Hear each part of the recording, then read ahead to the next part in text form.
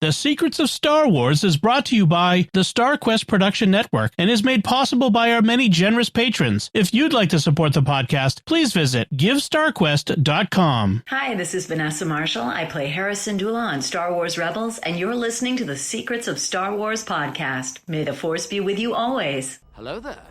It's a power that Jedi have that lets them control people and make things float. Impressive. Every word in that sentence was wrong. Help me, Obi-Wan Kenobi. You're my only hope. This station is now the ultimate power in the universe. I find your lack of faith disturbing. It's against my programming to impersonate a deity. That's not how the Force works.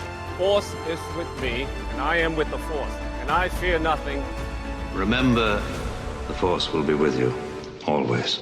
You're listening to The Secrets of Star Wars, where we talk about everything connected to that galaxy far, far away.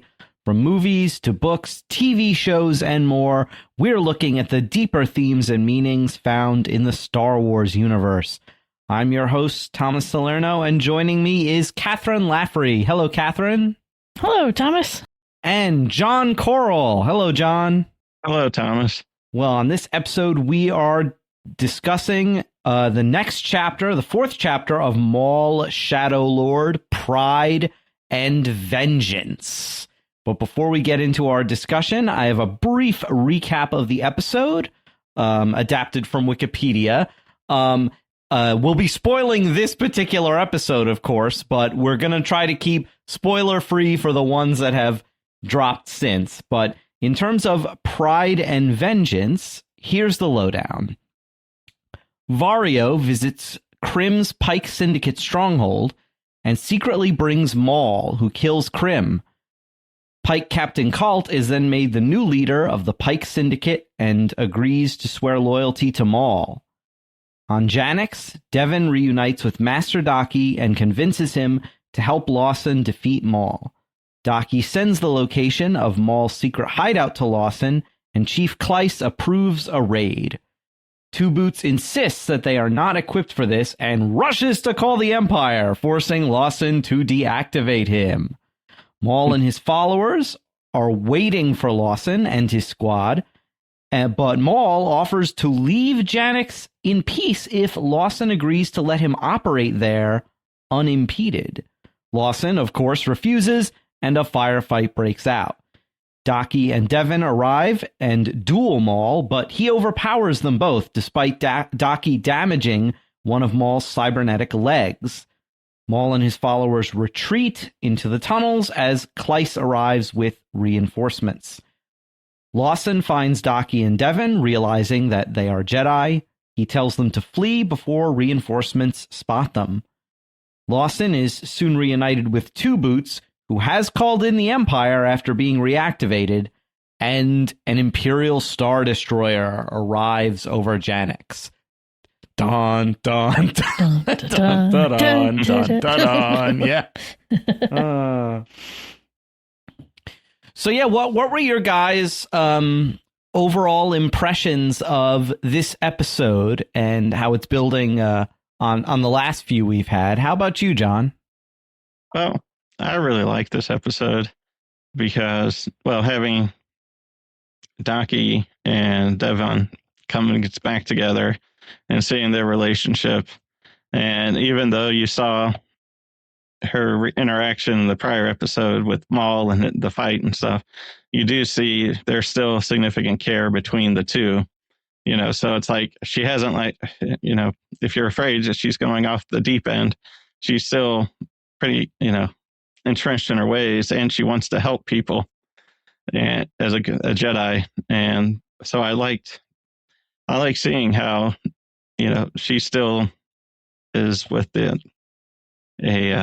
what do you call how she's still a strong Jedi believer, I guess, or something. I don't know what the best way to say that is, but entrenched in those beliefs. But then I do like how the action was, and it did throw me for a loop in the very beginning too. I was like, is Vario good? Was this intended or not? You know, and stuff. Right. Yeah, we'll get into that. Yeah. How about you, Kathryn?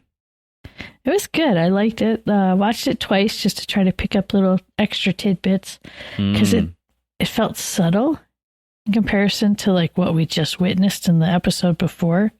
So it kind of was like a breather, but good information at the same time. It didn't feel like a nothing episode, which was really nice. Yeah. Yeah. I also like this episode quite a bit. Like all these episodes have just been very, very strong. And like I've said in the previous reviews I've been on, this show, like it's a prime cut. There's very little like fat here to like, get rid of. It's all just either solid action or solid character stuff.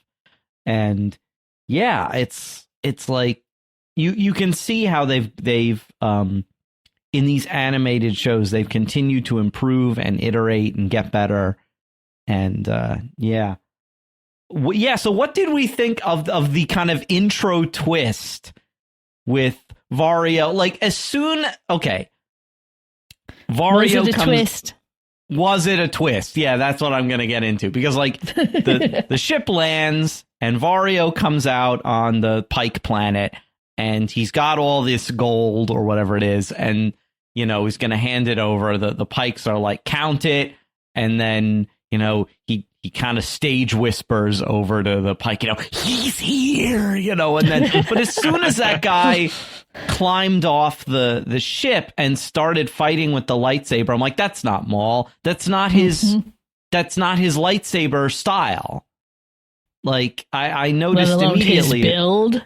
Right, yeah. I'm like, that it can't be him. I'm like, that is one of the other, what do you call Zabrak that are with him. So yeah, I wasn't too surprised by this twist, but I guess like you were kind of hinting at, John, it's like, how much did Vario actually know of the plan? I'm not sure. Because when he's sitting in the cockpit and he takes his gun, the stun gun, and sticks it in his pocket, I was thinking, okay, it looks like he's going to take some kind of action. It's like, but was it to protect? Was it, like you said, part of the plan? Because then later on, after he shoots the Zabrak who's pretending to be Maul, and then the fight breaks out, he's standing with that Zabrak in the corner, and he doesn't look like he's afraid. He just looks like he's taking the action. And, so it was kind of like, that's where I was thinking it was probably all part of the plan in the end. But yeah. To me, it felt like he was happy to be able to voice what he really thinks, but make it look like he's acting. He had that fun moment of like, I got you, like he wanted to, but at the same time, he's like you said, John, he's looking at his little stun gun he's sticking in his pocket, almost with disappointment. Like, if only I had some real firepower, and his little quirky way of playing with his little side gills or whatever those are. It's like, it was funny because it took me a while to go, well, why the heck did they even do all of that? If they're at the planet, they've got him there. And then it's like, oh, that was the only way for them to get into the throne room. Because otherwise it would have been dump the credits and go. That's what got him into the throne room. So, right. I suppose Maul could have always cut his way in or busted his way in, but I guess he wanted to do it with without so much trouble. Keep everybody in the room. He's ready to go. And I guess he also wanted to leave a few people alive because he needs somebody to run the Pike Syndicate, which he does. But he just seemingly elevates the first guy he meets to the position of power over the Pike Syndicate. Like, hey, what's your name?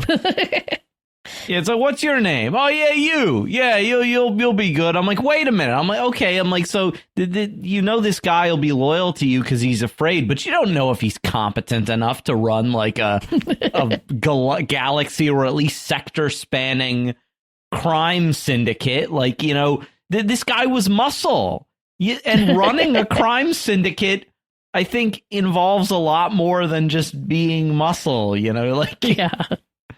Anyway, you don't take the lackey and put him in charge. Yeah. But yeah, But then that is like a trope of kind of shows like this. You know, the bad guy comes in, kills everybody, anoints the first person he sees as like the new underboss.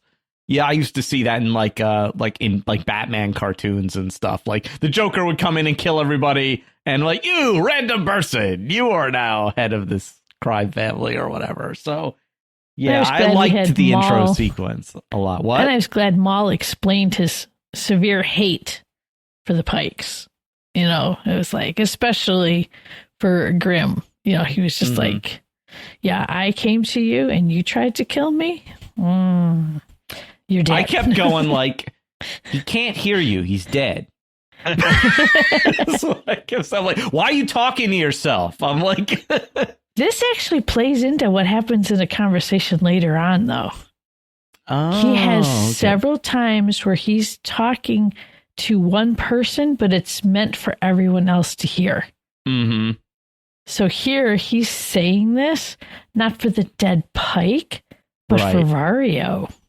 For Vario, for the guy he's going to put in charge of the basically don't cross me because this is what happens to you. Well, and especially like for Vario, he let him play out his fantasy of taking down Maul. So it's like, okay. Which I feel like was like a mistake. Like, you know, potentially. It's like you let this guy play out his fantasy of betraying you, you know. Don't even put the idea in his head that it's possible. Like, but yeah, I did really like this opening sequence. It was a lot of fun. And also, just like, I was just going to say, and he also proved he doesn't have to be holding the lightsaber to kill you with it. Right. You know, because yeah. Grimm was holding it and knocked him out. So it's like, yeah, I'm sure that also left a mark on Vario with, well, this could be pretty bad if, you know, if I try to double cross him. Right. Yeah. So, yeah, we've got Lawson and Two Boots' relationship continuing to develop in this episode, although poor Two Boots gets deactivated. He pulls the it reminded me of from Empire Strikes Back, where 3PO's like, surrender is a perfectly acceptable alternative, and they just turn him off, you know, like Han Solo just switches him off or whatever. I'm like, yeah, the poor Two Boots, because like, we must call the Empire. He's like, he's literally like rushing into that telephone booth or whatever it is to call the Empire. And I'm just like, as soon as he knows Lawson has some kind of lead, I do like when he gets the lead too. The one cop is just like, says it's from Uncle Daki. I didn't know you had an uncle. And I'm like, what? I'm like, I loved how they segued from the Pike opening to back at Janix, where you have, well, first of all, the opening bell tones kind of have an off tone ring at the end. It finishes off tone, like it's a broken bell. And so you know, okay, something's going to go down that's not the way you think it's going to. And then the going from the two moons down to the planet was really nice, because you have like master and apprentice with the two moons, and then that's when you have the reunion of Devon and Daki. So that was nice visuals.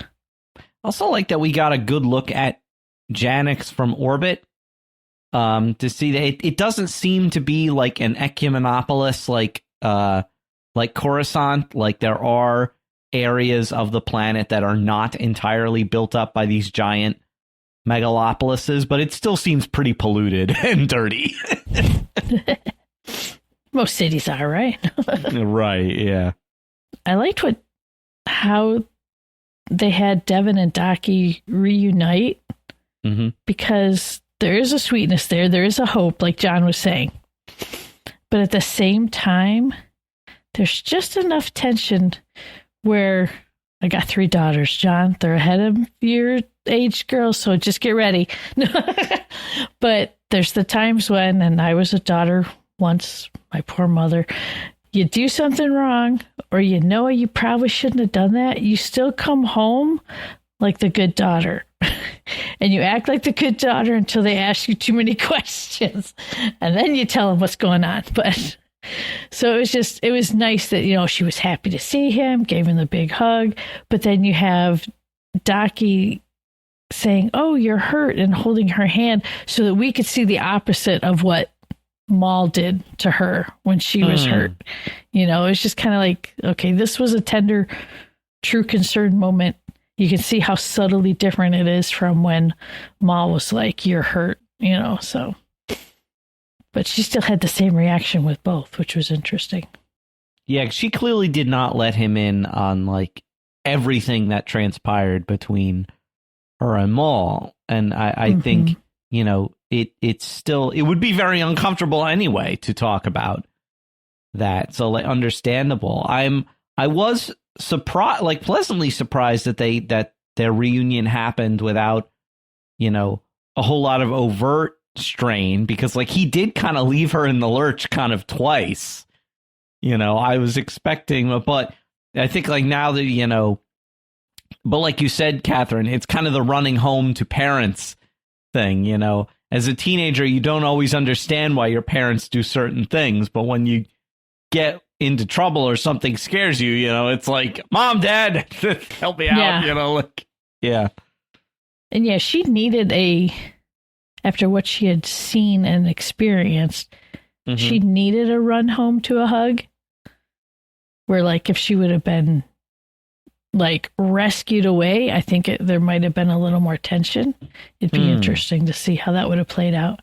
And I thought it was interesting how Daki, when she was like, "Hey, we know where he is. Let's go get him." And he's like, "Your need for vengeance shouldn't be what controls the situation." And I was like, is he talking about what she just went through? Which to me, he doesn't know half of what even happened to her. Or was there something else in her past that we haven't discovered yet, that she has this need for vengeance? So that just kind of stuck out a little differently the second time I watched it. You're right. Yeah, he says your need for like he knows she was in Maul's hands for a little bit, but he seemingly doesn't know the scope of what happened. But yeah, he identifies, you know, it could be that like Jedi are just very good at reading people as well. True. You know, like, and being her master, who they've clearly spent a lot of time together, you know. But yeah, I do like how, you know, and the episode is called Pride and Vengeance, and I think those are two things that Devon actually does struggle with, not just the vengeance, but also her pride of like, I can handle this. We can be the ones, because like her argument to him is like, shouldn't we be doing something? You know, we're Jedi. He's a Sith. Shouldn't we be doing something? And you know, that pride of like, I can do it, or we can do it, you know, could potentially lead to a downfall later. Well, what's interesting too is how Daki, his viewpoint, because he sees them on the run and how things have changed. You know, he says we are no longer the defenders of justice in the eyes of the galaxy, not just. So it's like, so he's seeing it as, okay, you know, I don't know. That's kind of, so where she still thinks I'm a Jedi and we need to bring people to justice, and that's what we do. We're Jedi, and then they're good people here, so we can't just let Maul, you know, kill them and whatever. So then it's like, but then it's like Daki almost takes like a more diplomatic approach. Well, our status has changed. Let's just focus on ourselves. And I mean, he does help others when needed, but you know, his view, you know, like saving the people on the bridge early on and stuff like that. But at the same time, it's also a survival of the, you know, of hiding from the Inquisitors and all those people. So it's like, and the Empire in general. Yeah. And it's like, you know, he says like, we're no longer the guardians of peace and justice in the eyes of the galaxy. And we know from Revenge of the Sith that the lie was put out there that the Jedi had tried a coup and to overthrow the government. So it seems that like the Imperial propaganda machine has been pretty thorough with that, of getting people to swallow the fake news, apparently, that there is, that the Jedi are evil and tried to overthrow the Republic and whatnot. I guess, and this is jumping a little bit later, but like when Lawson says, "Why didn't you tell me you're Jedi?" and Daki's like, "I assumed it would have been obvious why I didn't tell you." It's because, that seems to indicate that most people would turn them in or report them.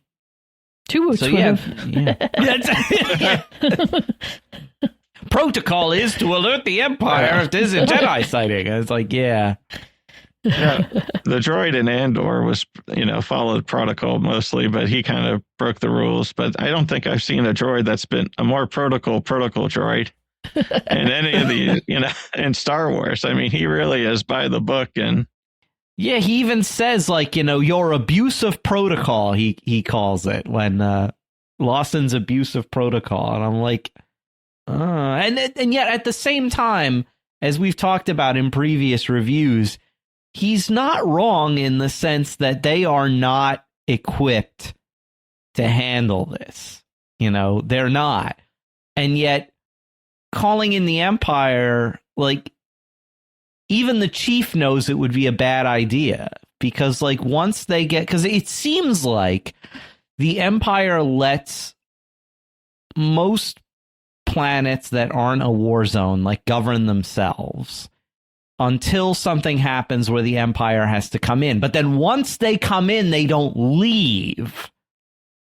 Once they establish a presence on a planet, as long as they're paying taxes and sending representatives to the Imperial Senate, they don't care. But they'll pretty much leave you alone. But as soon as there's a problem, they show up and then they don't leave. They build like Vader says to Lando, "It would be unfortunate if I had to leave a garrison here." As soon as they show up, it's difficult to drive them out. They're like pests, it's like the ants in our kitchen at home. As soon we can't get these ants out of the kitchen. So yeah.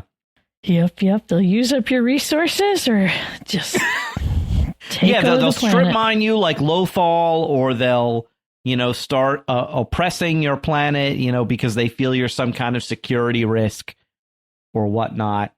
Yeah, which is I'll get to it later about the Star Destroyer, because I have some thoughts about the Star Destroyer. But anyway, so we've talked about Lawson and Two Boots. I'm actually glad that and not just Two Boots, I'm interested too, and I suspect we'll get more of this character in future episodes, but the Chief Kleiss, I'm glad that she's kind of on board so far with what Lawson has been up to, and that although she knows she can't put off calling the Empire indefinitely, but she's willing to give Lawson the wiggle room to do what he needs to do, to at least try to do things their way before, calling in the Empire, which, Yeah, they seem to have a good working relationship where they're on the same, this is how we want to run things here. This is our city and we want to keep it our city. So I like how they have a great working relationship where, she knows when to tell him no, but he also knows when to ask or say, "Hey, we've got to do this. We've got this tip. Let's go." He doesn't do the cop show thing where it's "I don't have time to go tell the chief," and then just organizes it by himself. He actually does ask for permission first. And I think that's why they respect one another. Yes. You know what I want to know? Who reactivated Two Boots in the closet?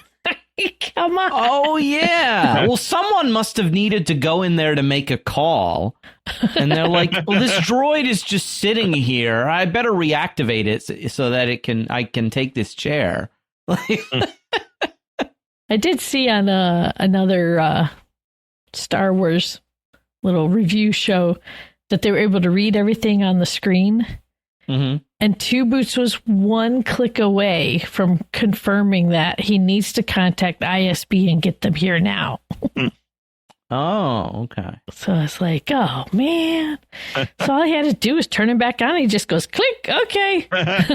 Oh, right, yeah. Yeah. Like Lawson should have, like, X'd out the screen or, like, yeah, or to hit refresh or something, like, he doesn't do that. But, yeah, so that's interesting because, okay, so we know Inquisitors come later. It's in the trailers. It's not a surprise. Yeah. But, like, so I get, like, is the Inquisitorius part of the ISB? I thought they were kind of personally loyal to Vader.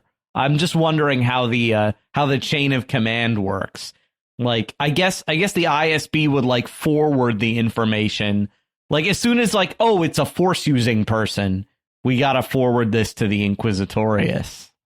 Yeah. Let Vader know. This is his, his Specialty. little spreadsheet. Right. They have an Excel document with all the missing Jedi and who we're going to send. Yeah. Uh-huh. Check them off.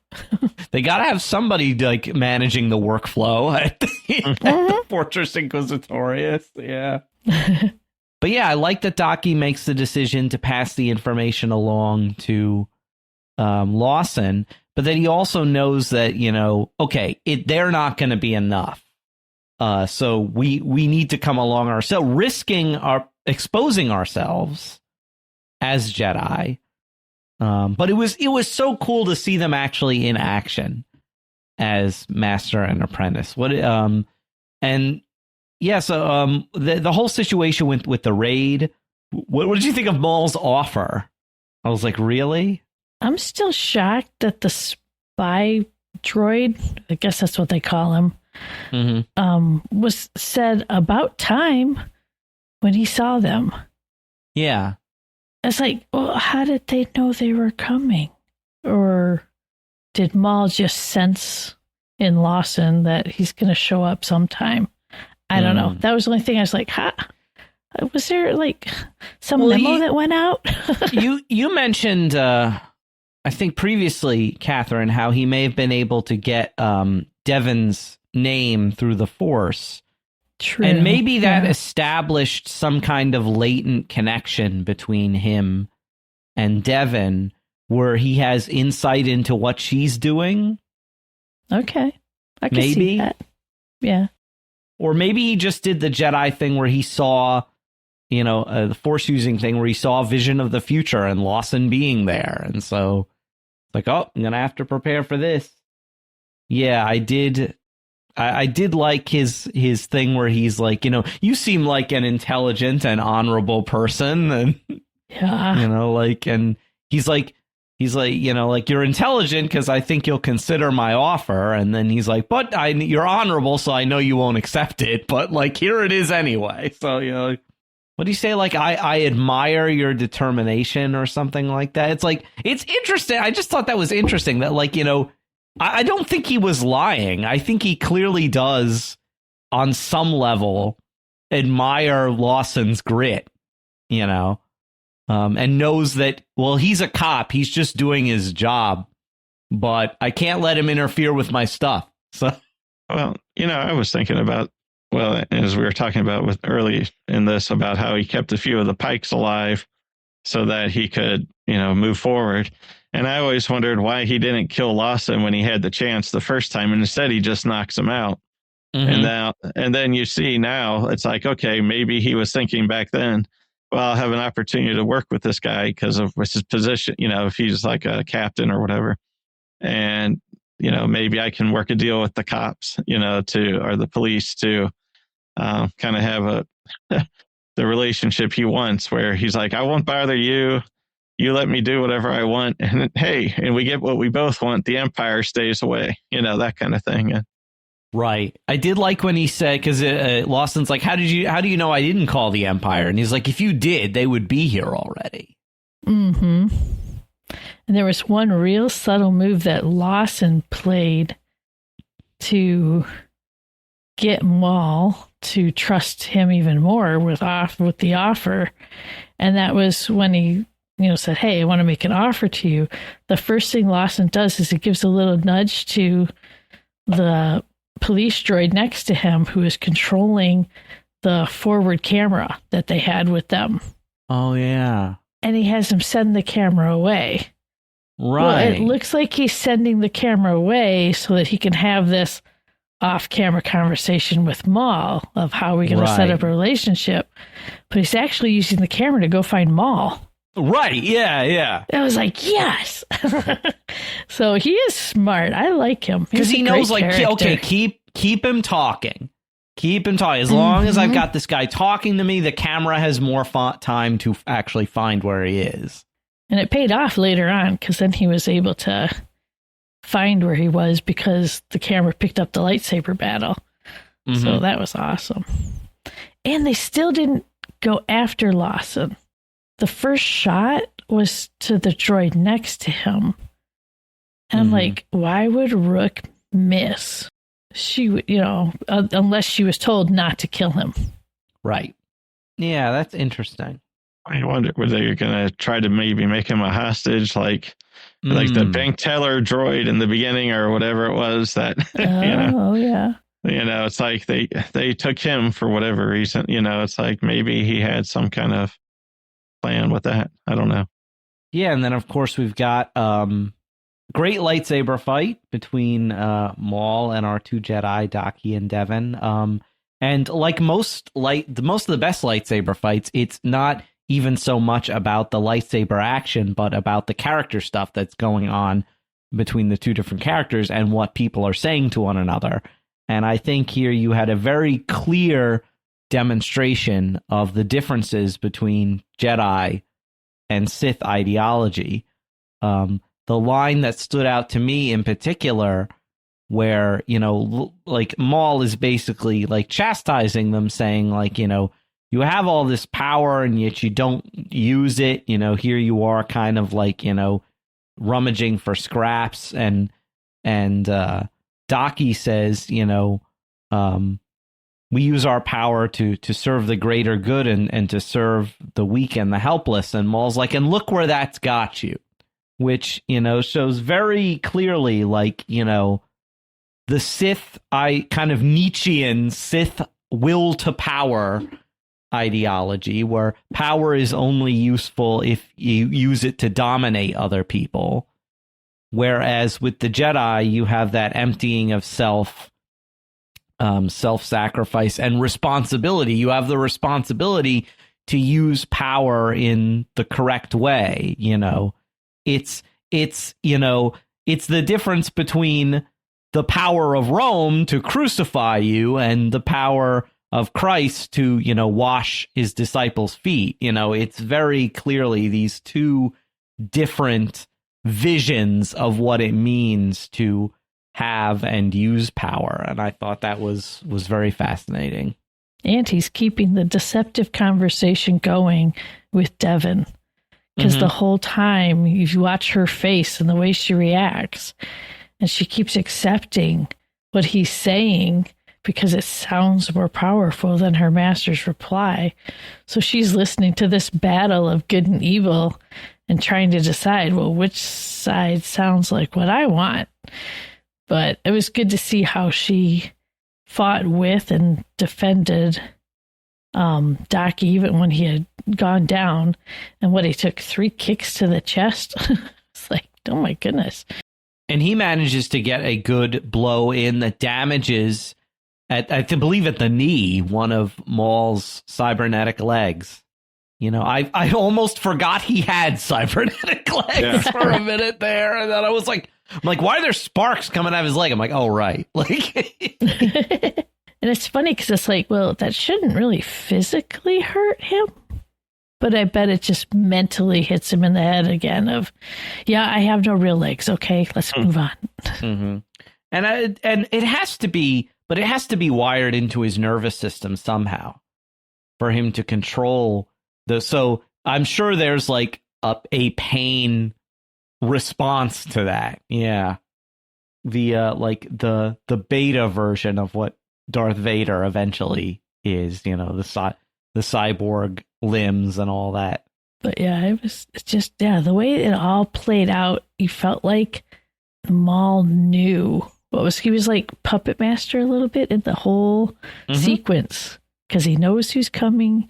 He's like, oh, you brought your master. It was like, yes, this is all. Yeah.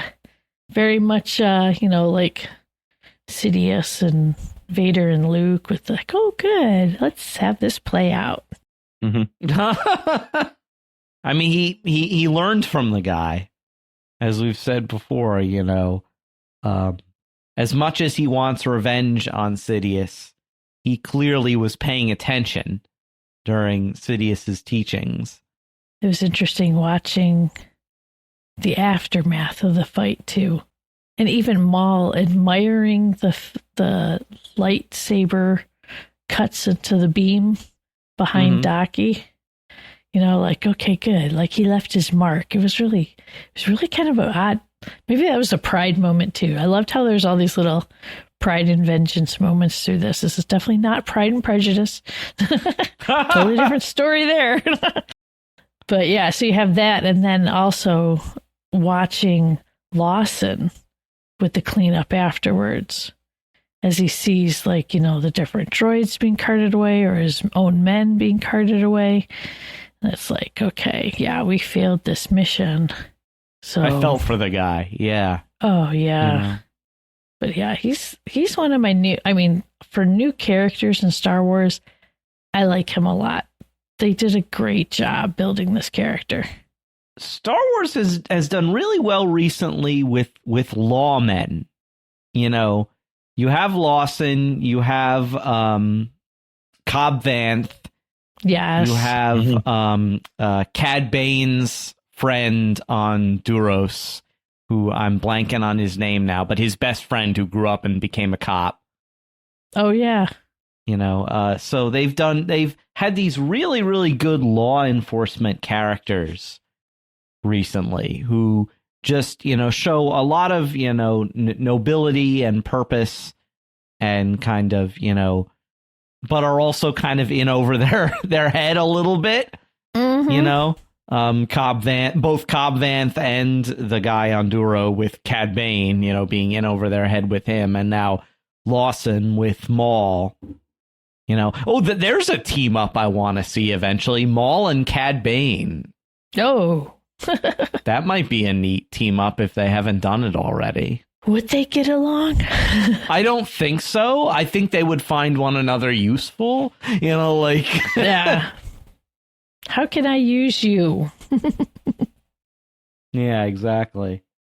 But yeah, Lawson, as I said earlier, he let, he says, like, why didn't you tell me you were a Jedi? And he's like, dude, we're wanted. Like, yeah, and also he doesn't know if, like, Lawson would just, like, try to arrest them if he knew, or at least, put out an APB on them,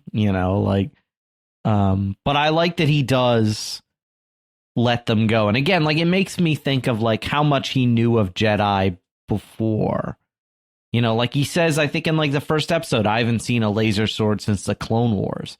And it's like, okay, so how much have you seen? Did the Clone Wars come to Janix, or was he part of, like, the Republic's pre-Clone War, clone army military, at one point? I'm just very interested in learning more about that. I'd like to know Lawson's story before where we are now. Yeah. Just to really follow, like, his relationship with his wife splits along Empire lines and everything. So it's like, yeah, he knows something more. It was nice to see him hand the lightsaber back. Yeah. But, at this point, though, what got me was all the apologizing. Because Daki says to Devon, I'm sorry, I failed you. Then you have Two Boots, or Lawson saying to Two Boots, sorry, I deactivated you. And then Two Boots saying, sorry, I'm also apologizing, and he doesn't explain exactly why right away, but but he called in the Empire to Lawson, so it's like apology. So it's like you had, it's a, but pride and vengeance. But then, when it comes to how do you handle your pride, well, you go and confess.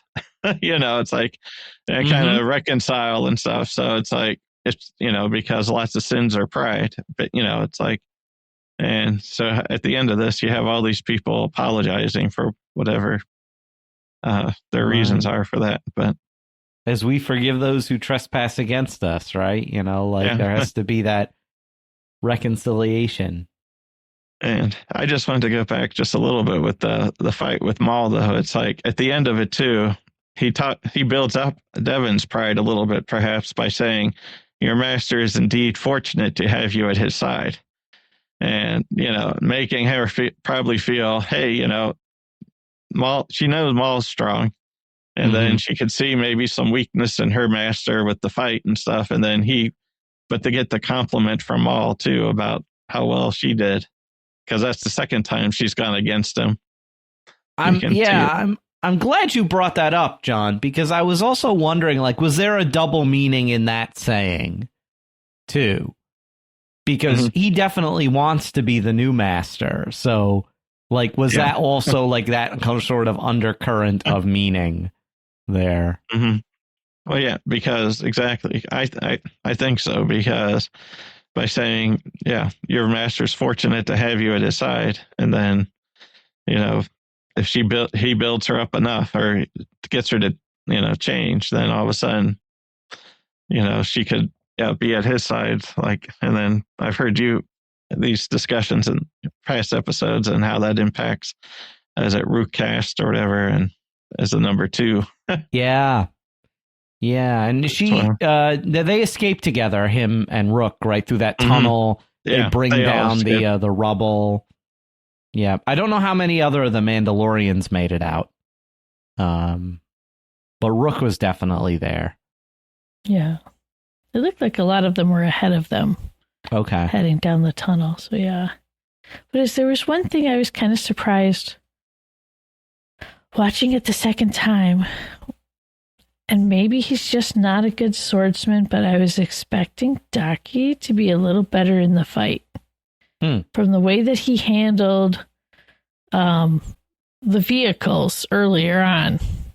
I mean, dude, you jumped off of a bridge, lands, and flips a truck.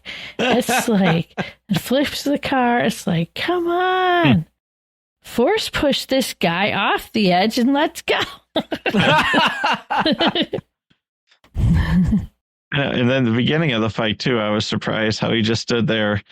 Neither one, I guess, were holding their sword, the lightsabers right away, and he's just standing there with like his fist. It's like, I guess as he discussed it, but I thought he would have pulled that out ahead of time. But they're Jedi. They always hold out hope till the last second to diffuse the situation nonviolently.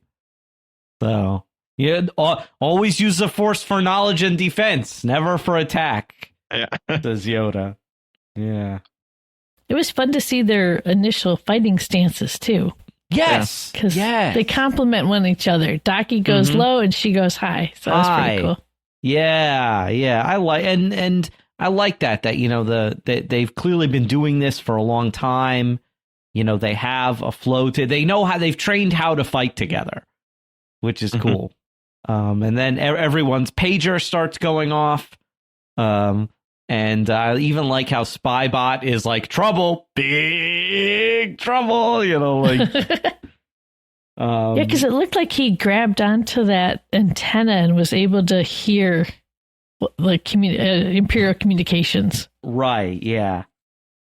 And they send a Star Destroyer to Janix, and now, I'm just kind of doing this to be like a little bit trolly against the Empire, but I'm like, okay. I'm like, yet another example of the Empire's wastefulness of resources. I'm like, okay, so you needed to send Inquisitors and maybe some Purge troopers to this planet to get Maul.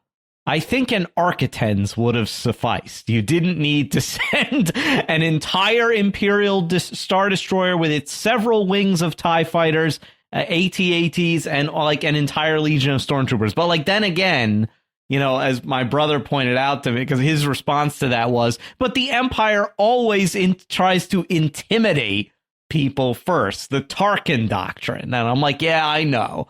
But I like to make fun of the Empire because they always misuse their resources when they clearly don't have enough of these resources to police the entire galaxy. Like I said, an Architens cruiser could have sufficed, but no, they send an entire Star Destroyer to this planet. But but yeah, I mean, like that would definitely scare me, you know, silly.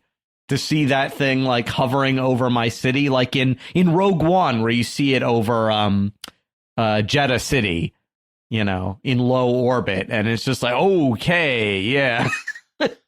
Those things in low orbit blow my mind because it's like, how is it staying up, first of all, in low orbit?